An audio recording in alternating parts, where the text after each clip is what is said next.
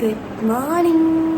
ഇന്ന് ഞാൻ വിചാരിച്ചു ഇന്ന് 31st 12/2025 ആണ്.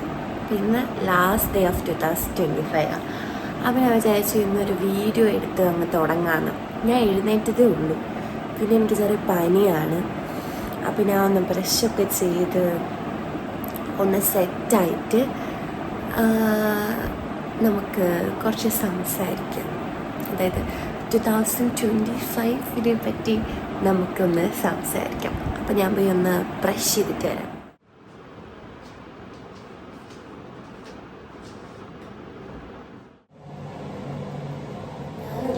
ഫേസ് വാഷ് ഇതാണ് മമ്മാർട്ടിൻ്റെ. ഇത് കണ്ടിട്ടാണ് ഞാൻ ഇത് വാങ്ങിച്ചത്. കണ്ടില്ലേ?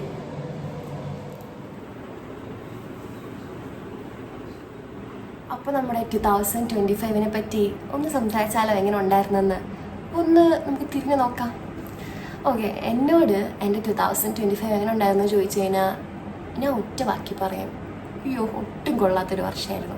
അത് എൻ്റെ ലൈഫിൽ എന്തെങ്കിലും ഡിലീറ്റ് ചെയ്യണം എന്ന് ഞാൻ ആഗ്രഹിക്കുന്നുണ്ടെങ്കിൽ അത് ഈ ഒരു വർഷമായിരിക്കും. ബട്ട് ഞാൻ കുറേ ചാലഞ്ചസ്, ട്രോമാസ് ആൻഡ് ഓളിലൂടെ കടന്നു പോയ ഒരാളാണ് ഈ ഒരു വർഷം. ഞാൻ കുറേ വർഷങ്ങളായിട്ട് കടന്നു പോകുന്നുണ്ട്. ഓക്കെ, അപ്പോൾ ഇത് ഈ വർഷം കുറച്ച് കൂടുതലായിട്ട് ഞാൻ കടന്നു പോയൊരു വ്യക്തിയാണ്. അപ്പോൾ എനിക്ക് അതിൽ നിന്നൊക്കെ മനസ്സിലായിട്ടുള്ളൊരു കാര്യം, 4 കാര്യങ്ങൾ, 2 പോസിറ്റീവ് 2 നെഗറ്റീവ് ഇരിക്കട്ടെ, ഞാൻ പറയാം. First one, money is more important. അതായത് നമ്മുടെ ലൈഫിൽ കുറേ എസെൻഷ്യൽസ് കാണുമല്ലോ, അതിൽ ഭയങ്കര ഇമ്പോർട്ടൻ്റ് ആയിട്ടുള്ളൊരു കാര്യമാണ് മണി എന്ന് ഞാൻ മനസ്സിലാക്കിയൊരു കാര്യമാണ് ഈ വർഷം ഞാൻ മനസ്സിലാക്കിയത്. കാരണം നമുക്കെപ്പോഴും നമ്മുടെ ഇൻകത്തിൽ, അതായത് ഞാൻ അൺഎംപ്ലോയ്ഡ് ആണ്, അതല്ലാതെ ഞാൻ പറയുകയാണ്, നമുക്ക് എത്ര ഇൻകം കിട്ടുന്നുണ്ടോ അതിനുള്ളിൽ തന്നെ നമ്മുടെ എക്സ്പെൻസ് നിൽക്കണം. പിന്നെ കമ്പൽസറി ആയിട്ട് നമുക്കൊരു സേവിങ്സ് വേണം. അതായത് ഭയങ്കര എമൗണ്ട് ഒന്നുമല്ല, നമുക്കിപ്പോൾ 1000 രൂപയാണോ കിട്ടുന്നത്, അതായത് 200 രൂപയെങ്കിലും നമുക്ക് മാറ്റി വയ്ക്കാൻ നമ്മൾ പഠിക്കണം. ആ ഒരു അലേസ് കിട്ടിയൊരു വർഷമായിരുന്നു എനിക്ക് ഈ വർഷം.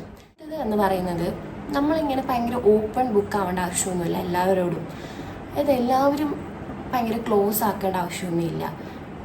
ലൈക്ക് ആവണം, നമ്മളോട് നിൽക്കുന്നവരോട് നമ്മൾ ഒബ്വിയസ്ലി നമ്മൾ അങ്ങനെ തന്നെ ആയിരിക്കണം.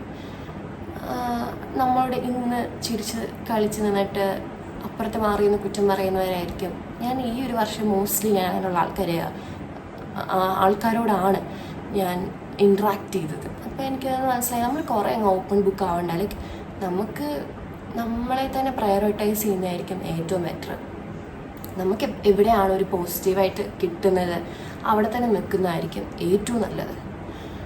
പിന്നെ മൂന്നാമതായിട്ട് എനിക്ക് മനസ്സിലായ ഒരു കാര്യമാണ്, അതായത് എൻ്റെ ലൈഫിൽ ഒരു വലിയ അച്ചീവ്മെൻ്റായിട്ട് കാണുന്നൊരു കാര്യമാണ്. അതായത് എനിക്ക് 21 വയസ്സുണ്ട്. അപ്പോൾ ഇത്രയും വർഷം ഞാൻ എൻ്റെ ബെസ്റ്റ് ഫ്രണ്ട് എന്നൊക്കെ വിചാരിക്കുന്നത് ഞാനിങ്ങനെ ഔട്ട്സൈഡ് ഫാമിലി ആയിരുന്നു. അതായത് ഞാൻ ഇങ്ങനെ വിചാരിച്ചുകൊണ്ടിരിക്കുന്നത് വെളിയിലുള്ളവരാണ് എൻ്റെ ബെസ്റ്റ് ഫ്രണ്ട്, ഞാൻ അവരോടാണ് എല്ലാം ഷെയർ ചെയ്യുന്നതാണ്. പക്ഷെ അങ്ങനെയല്ല, എൻ്റെ അമ്മയാണ് എൻ്റെ ഏറ്റവും വലിയ ബെസ്റ്റ് ഫ്രണ്ട് എന്ന് ഞാൻ മനസ്സിലാക്കിയ വർഷം ഇതായിരുന്നു.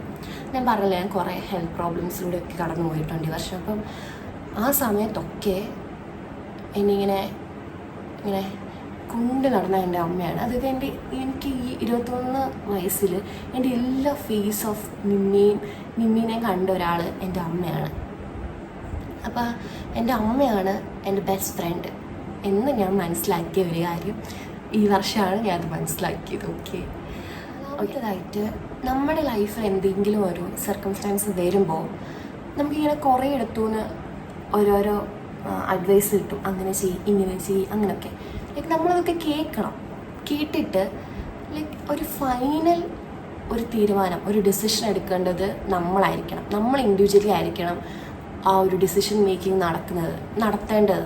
ഡിസിഷൻ മേക്കിംഗ് ഭയങ്കര ഇമ്പോർട്ടൻ്റ് ആണെന്ന് മനസ്സിലാക്കിയൊരു വർഷമായിരുന്നു എനിക്കിത്. ഓക്കെ, ഇതൊക്കെ ഞാൻ എൻ്റെ ഈ ലൈഫിൽ നിന്ന്, അതായത് എൻ്റെ ഈ ഒരു വർഷത്തെ ജീവിതത്തിൽ നിന്ന് ഞാൻ പഠിച്ച കാര്യങ്ങളാണ് നിങ്ങളോട് ഷെയർ ചെയ്തത്. പിന്നെ 2026 കടക്കുന്നതിന് മുന്നേ എനിക്ക് നിങ്ങളോട് ഒരു അഡ്വൈസ് തരാനേ ഉള്ളൂ.